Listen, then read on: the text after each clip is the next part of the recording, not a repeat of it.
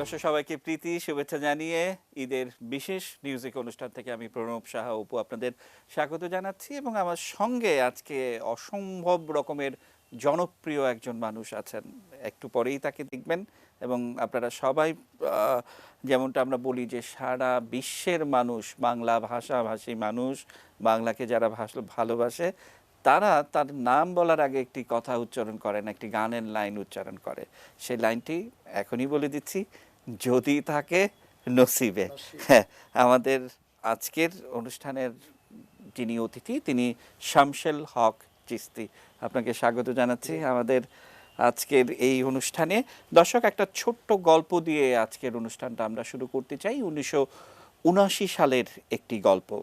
আজমি শরীফে প্রখ্যাত সঙ্গীত পরিচালক দুজন, নিশ্চয়ই আপনারা চেনেন, লক্ষ্মীকান্ত, পিয়ারেলাল। তারা ঘুরে বেড়াচ্ছেন, তাদের সঙ্গে একজন বিখ্যাত কবি আনন্দ বক্সী তার নাম। তারা গান শুনছেন এবং বিখ্যাত একটি গান, পরবর্তীতে 81 সালে সেই গানটি ব্যাপক জনপ্রিয়তা পায় এবং সেই আজমি শরীফের গানটি হিন্দি এবং যদি বাংলাটা দাঁড়ায় এরকম, মানে মেরে নসিবো মে তু হ্যায় কি নেহি, তেরে নসিবে मैं हूँ কি নেহি, অর্থাৎ আমার কপালে তুমি আছো কি নেই কিংবা তোমার কপালে আমি আছি কি নেই, এটি সেই জানে যিনি লিখেন সব।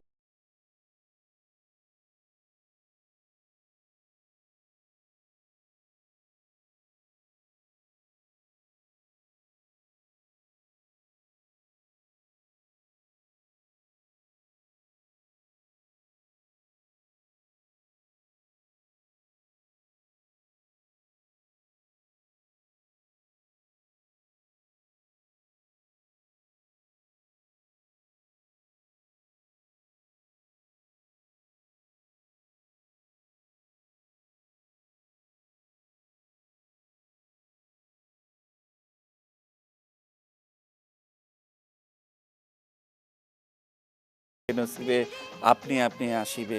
এবং লক্ষ্য যদি স্থির হয়, মানুষের মনের যে চাওয়াটা সেটি যদি ঠিক হয়, কোথাও না কোথাও কেউ না কেউ আছেন যে সেই সুরটা ধরতে পারেন, সেই সুরটা বাঁধতে পারেন। শামসেল হক চিশতি কি বলে এই ব্যাপারে? আসলে আমি তো এই সর্বদিকই অজ্ঞ, আমি কিছুই জানি না। তবে আমার যখন যা প্রয়োজন কে যেন আমাকে জুগাইয়া দেয় বা পাঠাইয়া দেয়। যেমন এই যদি থাকে নসিবে গানটা, আমি কিন্তু এই গান কোনোদিন শুনি নাই। তবে আমি একটা এই ঢাকার এই শহরের পাশে একটা গ্রাম আছে কাউন্দিয়া, মিরপুরের পশ্চিম দিকে। ওই কাউন্দিয়ার এক কাশবনের নির্জন স্থানে আমি আমার গুরুকে উদ্দেশ্য করে ধ্যানমগ্ন অবস্থায় অটোমেটিক যেন এই বাণীগুলি আমার মাঝে চলে আসলো এবং এই সুরটা, যদি থাকে নসিবে আপনি আপনি আসিবে। এখানে অনেক চাওয়া পাওয়ার কথা, বাস্তব জাগতিক জীবনের চাওয়া পাওয়া, আধ্যাত্মিক জীবনের চাওয়া পাওয়া, গুরুকে পাওয়া। এই গুরুকে পাওয়ার জন্য বা স্রষ্টাকে পাওয়ার জন্য মানুষ ঊর্ধ্বশ্বাসে ছুটছে। আমরা আমাদের স্রষ্টা বা প্রভুকে আমরা মৃত্যুর আগ মুহূর্তে তাকে দেখে দেখে আমাদের যেতে পারলে যেন জনমটা ধন্য সাফল্য। তাই নসিবে যদি থাকে আমার প্রিয়তম বা আমার প্রিয়জন, যদি নসিবে থাকে আপনি আপনি আসিবে। মন হয় যদি মনের মতন মনে মনে করে আকর্ষণ, ওই মনে আর গুনে ধরে না রে, মন ধরে না, ওই মনে আর ঘুনে ধরে না। ভালো লাগলে ভালোবেসে কাছে বসে মুস্কি হাসে, তারাইয়া দিলেও সরে না রে, মন সরে না। এই যে বিষম যন্ত্রণা ছলনা, এই যে বিষম যন্ত্রণা, যদি থাকে নসিবে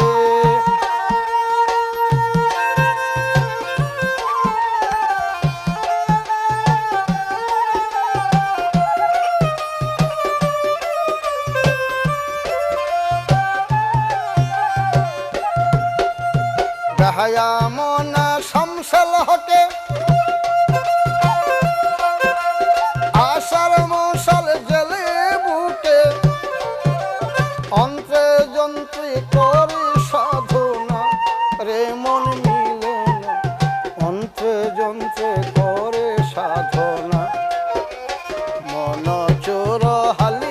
পাষাণ নিদয়া নিঠুর পাশা আখি জলে মন টলে না রে তার টলে না এই যে বিষম যন্ত্রণা যদি থাকে নসিবে আপনি আপনি আসিবে জোর কর মন হরণ করোনা করে চলনা এই যে বিষম যন্ত্রণা চলনা এই যে বিষম যন্ত্রণা।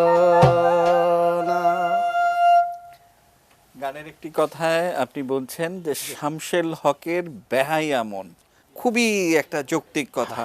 এই বেহাইয়া মনের শামসুল হক যে তিনি কিভাবে গান বাজনা শুরু করলেন?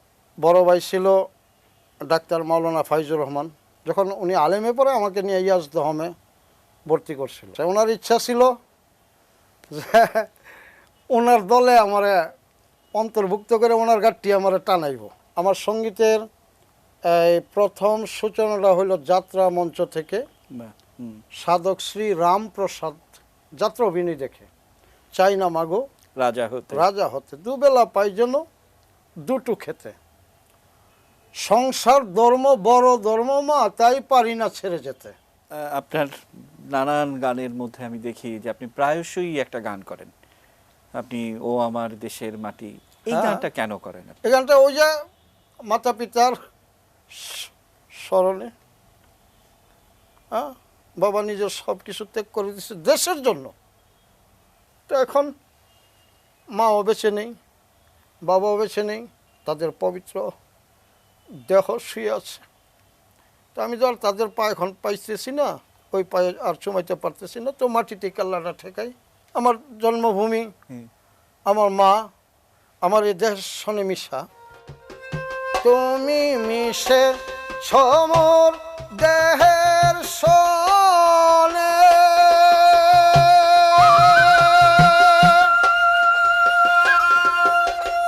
মিলে সমর প্রাণে মনে, মিশে সমর দেহের সনে, তুমি মিলেছ মন প্রাণে মনে, তোমার ওই শ্যামল বরণ কোমল মূর্তি মর্মে গাথা, ও আমার দেশের মাটি তোমার পরে ঠেকাই মাথা। এই গান শুনতে শুনতে আমার প্রখ্যাত বাউল সাধক তোরাব আলী শাহের একটি গানের কটি লাইন আমার মনে জি পড়ছে। জি তিনি বলছেন যে মা হইল পঞ্চশক্তি, অবশ্যই, পঞ্চ আত্মা করে সৃষ্টি আহা, মানবে আসিয়ে। জি তারপর বলছেন মোর বাবার হবে মুক্তি এই, মায়েরে ভজিলে, অবশ্যই অবশ্যই অবশ্যই, সত্য পথ ভুলে চিরদিন কি যাইবে এই হালে। জি। হ্যাঁ, এই যে বিষয়গুলো, এই আলোগুলো কে দেয় আপনাদেরকে? মাই এই এই হৃদয়ে লুকায়ে থেকে সন্তানের যা প্রয়োজন ব্যবস্থা করে। বাহ। আমার মাকে, আমার মা মৃত্যুর কিছুদিন আগে আমাকে বলল যে বাবা আমি মৃত্যুর পর তোমার হাতে আমার মাটির তলে দিয়া দিও আমার মা বাবার কাছে। তখন আমি একটা করলাম, মা গো তোমার বাবা হয়তো 12-13 বছর পর্যন্ত লালন পালন করছে, এরপর তুমি আমার বাবার বাড়ি আইলে, আমার বাবা আমার এই ছোট থেয়া এন্তেকাল করলো, আর এই সারাটা জীবন আমি তোমার লালন পালন করলাম, শেষকালে তোমার বাবার বাড়ি যাবে, এটা কি মা ঠিক? পরে আচ্ছা তো তোমার ইচ্ছা। কিন্তু আমার মা যদিও আমার কাছে সারেন্ডার করছে তোমার ইচ্ছা, কিন্তু আমার ইচ্ছাটার পূরণ হলো না, মায়ের ইচ্ছাটাই পূরণ হলেন। আমি খুব অবাক হয়ে যাই যে আপনার গানের মধ্যে এই মাকে আপনি দেশ মা বলছেন। হ্যাঁ, আমার যখন আপনার সুরের মধ্যে আমি একেবারে কীর্তনের সুরে আপনি বলছেন যে তুমি মুস্কি মুস্কি হেসে হ্যাঁ, পাশে মুস্কি মুস্কি হাসো, পাশে কাছে এসে এসে বসে, এতদিন কোথায় ছিল? আমরা একটু মুস্কি মুস্কি হাসো, পাশে এসে বসো। আবার মা ইন্তেকালের পর একটা গান লিখছিলাম, ও মা পুনর্জন্ম নিয়ে আবার আয়। তো আমি তো দেখি যে আমার মায়ের দেহটা নানার বাড়িতে রেখে আসছি, কিন্তু আত্মাটা বিরাজমান বাবা, হ্যাঁ। আমার ছেলে মেয়েদের মাঝে, এবং এই মুহূর্তে আপনাদের মাঝেও। আমার মায়ের সে হাসি আপনার মাঝে আমি দেখতেছি। তুমি আমার ভিতরে গহনন্দ কারে,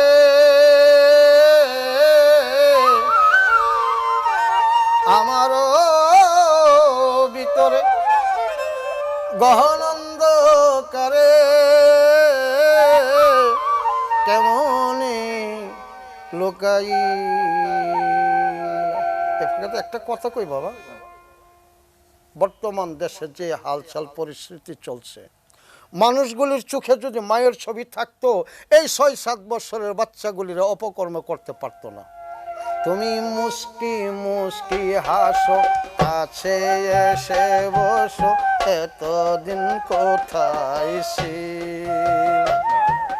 মুস্কি মুস্কি হাসো, কাছে এসে বসো, এতদিন কোথায় ছিলে? তুমি মুস্কি মুস্কি হাসো, কাছে এসে বসো, এতদিন কোথায় ছিলে? তুমি মুস্কি মুস্কি হাসো, কাছে এসে বসো, এতদিন কোথায় ছিলে? তুমি মুস্কি মুস্কি হাসো, কাছে এসে বসো।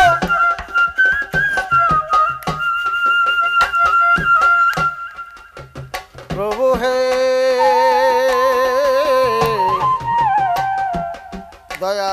দয়াল আমার,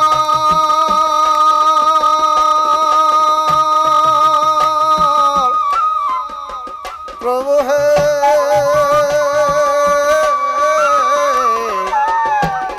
দয়াল।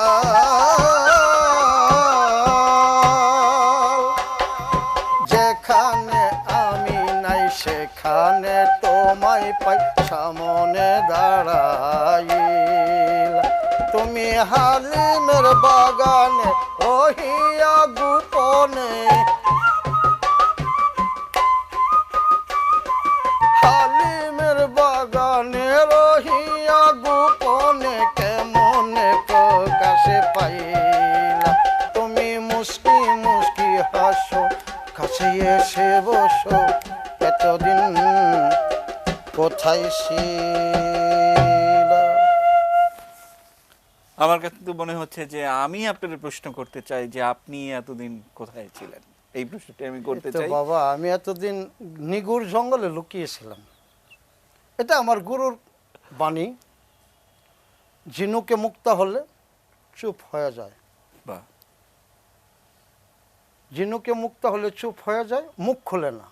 গভীর জলে যাই গো চলে, কিনার দিয়ে আর চলে না। তবে আমার মুক্তা হোক বা না হোক, আমি আমার নিজের নিয়ে চুপ ছিলাম। আমি কোনোদিন প্রকাশ করার চিন্তা আমার ছিল না। আমার কথা ছিল একটাই, এই জীবনে ওই সময় আলোচনা করছিলাম কবি জালালউদ্দিনের গান, বাহ, আর কি সেদিন হবে এসে ধরা দিবে এই মিঠাবি প্রাণের পিপাসা, আসিও মরণে চাই না জীবনে, লয়ে গেলাম মনে এই ভরসা, এই বুঝি তোর ভালোবাসা। তাহলে আমার স্রষ্টার যদি ইচ্ছা হয়, আমি মৃত্যুর পরেও আমাকে প্রকাশ করবে। আমার হলো গুছাইয়া যাওয়া, সঞ্চয় করা। যেমন আমাদের ভ্রমর অনেক কষ্ট করে ফুল থেকে মধু আহরণ করে সাকে নিয়ে রাখে, নিজে খাওয়ার জন্য নয়, অপরের জন্য। ফুল বুকে গন্ধ লুকিয়ে রাখে, মধু লুকিয়ে রাখে অপরের জন্য। তাই আমরা এই পৃথিবীতে যে যা অর্জন করতেছি, আমরা পরবর্তীদের জন্যই। এর ভিতরে হয়তো গুরু কৃপা হয়ে গেছে, নিজেকে প্রকাশ করছে। আর এই যে আত্মপ্রকাশের ব্যাপারটা, যে মনে করেন আমি তো আমার গুরুর কাছে মুরিদ হইছিলাম। হালিম চিশতি ছিল হালিম বয়াতি, তার কৃপা বা করুণা প্রাপ্তি হওয়ার জন্য বেহায়ের মতন জোর করে ওনার পাশে থাকবে। মা এবং গুরু দুজনের মাঝে সময়টা যৌবনকালটা কাটছে, তো তত্ত্ব অন্বেষণ করাটা একটা আমার খুব আগ্রহ ছিল। গুরু কি বলতেছে ওই তাদের সাথে, মুরব্বীর সাথে একটু শুনবো। কিন্তু দেখা গেছে কি আমার একটা চার কেটলি দিয়ে তারাই জি, দিত। জি, হ্যাঁ। যে আমি তার কাছে চাই, কাছে থাকতে আমাকে দেখা গেছে কি একটা উসিলা দিয়ে দূরে সরাই দিত, আবার ফিরে ফিরে আবার আসতাম। ফিরে আসতেন। তো ওই প্রসঙ্গটা নিয়ে গানটা লেখা, কিন্তু এটা জি। আধ্যাত্মিকটা বাহ, জাগতিকের সাথে একটা মিলানো। মিল হয়ে গেছে বিদায় আজকে বাংলার ছেলেরা আমার রাস্তাতে হাইটা গেলে কই যায় বেহায়া, আমি কই হ্যাঁ তোমরাও একদিন বেহায়া হবে। আমি কি করে বুঝাবো তোরে রে বন্ধু, ওই আমি কি করে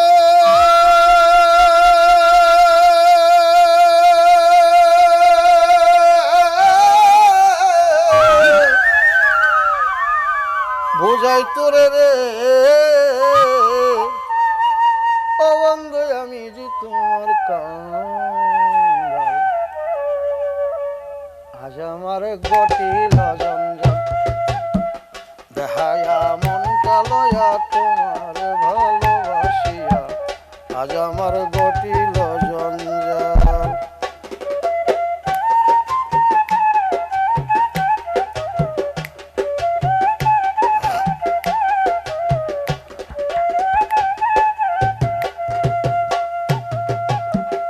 বন্ধু রে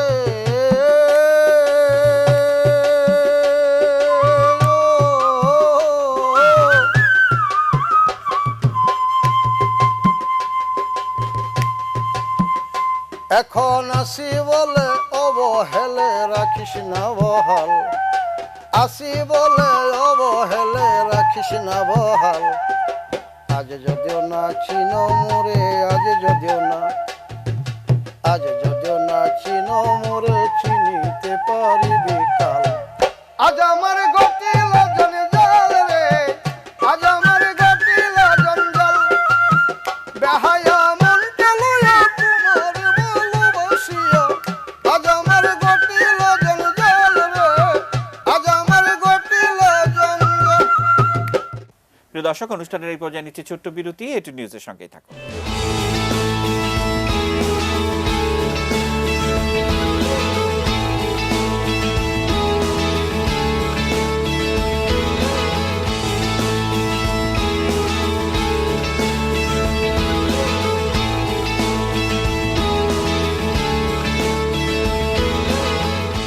প্রিয় দর্শক, দেখছেন এটি নিউজ এবং আমরা রয়েছি ঈদের বিশেষ মিউজিক অনুষ্ঠানে। আমাদের আজকের অতিথিদের আলোচনা তো আপনারা শুনছেন, আবারও আমরা ফিরছি আলোচনায়। আমি কোথায় পাবো তারিয়ে আমার মনের মানুষকে, হ্যাঁ, এই কিন্তু গানটা কিন্তু আসলে এই গানের উত্তর কিন্তু আবার আপনি হ্যাঁ, গান। এই গানটার একটা উত্তর আছে আমার কাছে। রূপসাগরে ডুবলে পাবি তারি আপন গরে, রূপসাগরে ডুবলে পাবি তারে, ওরে রূপসাগরে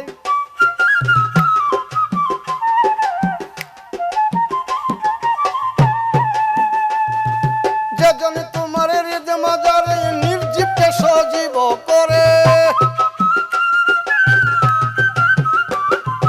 যেজন তোমার হৃদ মাজারে নির্জীবকে সজীব করে, খুঁজলে পাবি প্রেম নদীর কিনারে আপন গরে, যে হয়েছে বাবের মরা চরম চুক্তার বন্দরে করা, মাসুক বিনা কান্দে যারে যারে, আমি যেদিকে ঘুরাই আঁকি সেই দিকে তোমারে দেখি, যেদিকে ঘুরাই আঁকি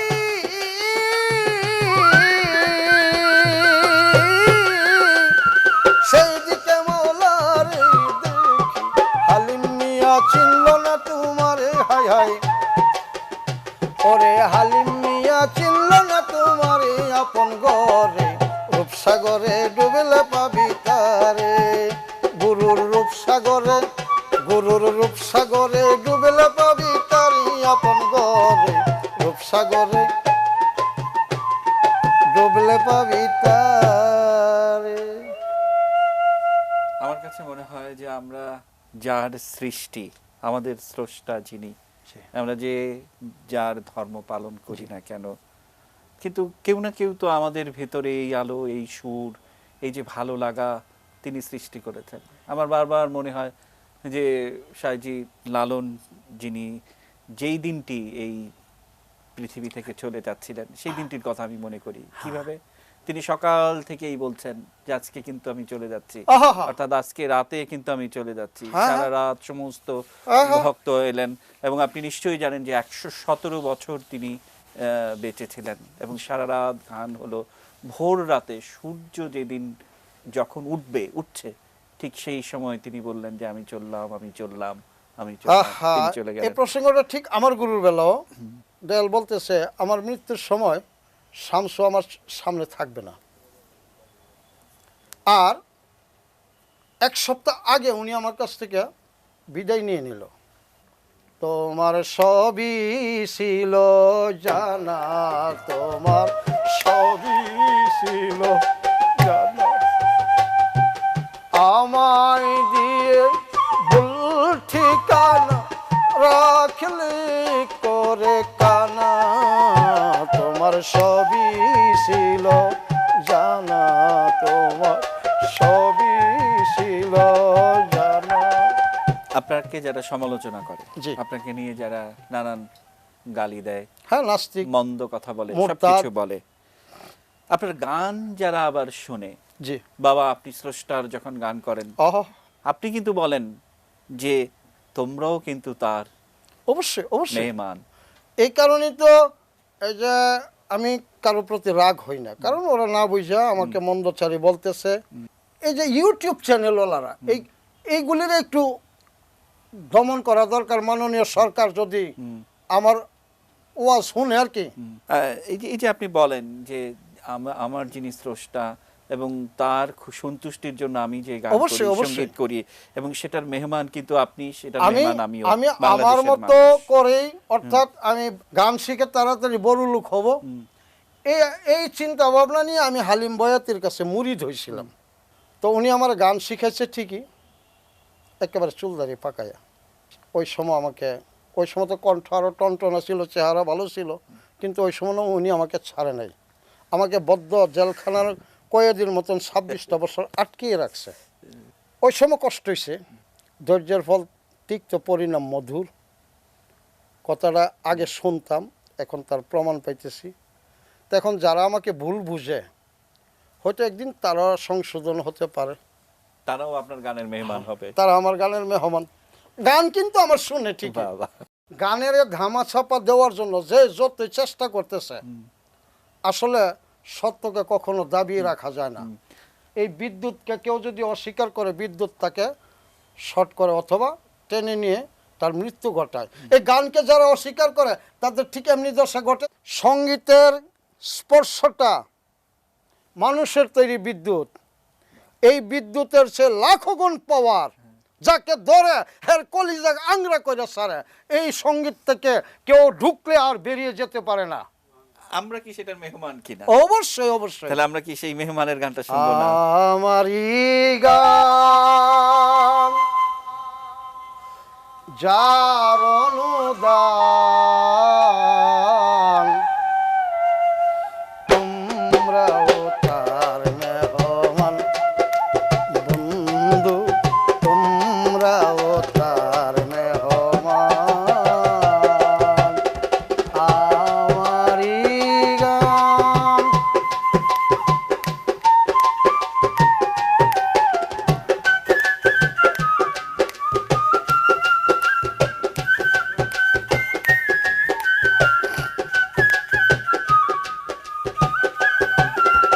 নিরক্ষর ডাক্তার শামসুল হক কবির কবি,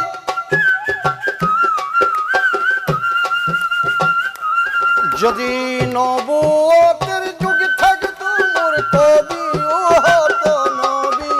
শান্তির বাণী প্রকাশিলেন তিনি, শান্তির বাণী প্রকাশিলেন তিনি, আধার ভুবনে দিয়ে আলোর সন্ধান, তোমরাও তার। প্রিয় দর্শক, আমরা একেবারে অনুষ্ঠানের শেষ পর্যায়ে চলে এসেছি। আমাদের শিল্পীকে আজকে বিদায় দিতে হবে, সবাই আমরা চলে যাব সেই ধারাবাহিকতায় নিয়ে। আমি আগে বিদায় নিয়ে নিলাম এবং আমরা এখন যে কাজটি, যে গানটি আমরা শুনবো, সেই বিখ্যাত রাস্তা থামাই দিল কাফেলা এলো দিল্লিতে নিজামুদ্দিন আউলিয়া। আবারও সেই গানটি শুনে আমরা বাড়ি যাব। ধন্য ধন্য মেরা সিলসিলা এলো দিল্লিতে নিজামুদ্দিন আউলিয়া এলো দিল্লিতে নিজামুদ্দিন আউলিয়া। ধন্য ধন্য মেরা সিলসিলা এলো দিল্লিতে নিজামুদ্দিন আউলিয়া এলো দিল্লিতে নিজামুদ্দিন আউলিয়া।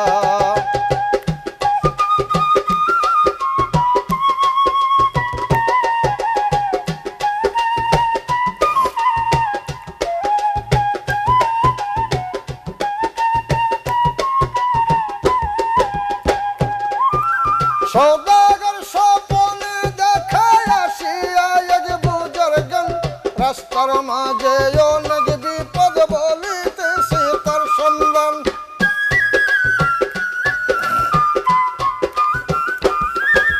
সৌদাগর স্বপনে দেখায় আসিয়া এক বুজুর্গন, রাস্তার মাঝে অনেক বিপদ বলিতেছে তার সন্ধান, বলিতেছে তার সন্ধান।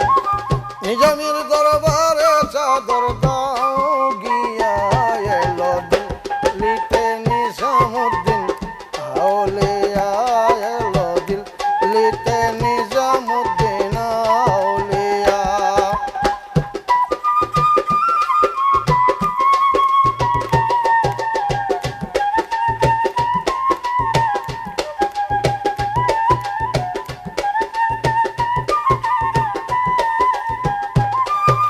বাগদাদে আমি ছিলাম মাহবুবে সুবহানি, দিল্লিতে আমি হইলাম মাহবুবে এলাহি, মাহবুবে এলাহি। সৌদাগর ভয়ে উঠলেন কাঁপিয়া এলো দিল্লিতে নিজামুদ্দিন আউলিয়া এলো দিল্লিতে নিজামুদ্দিন আউলিয়া।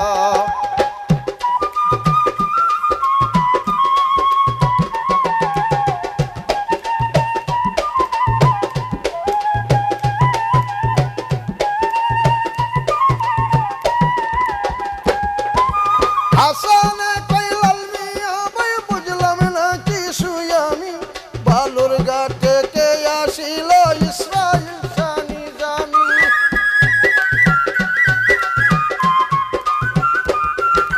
হাসানে কইলাল মিয়া ভাই বুঝলাম না কিছুই আমি, বালুর ঘাটে কে আসিল ইসরাইল শানি জানি, ইসরাইল শানি জানি।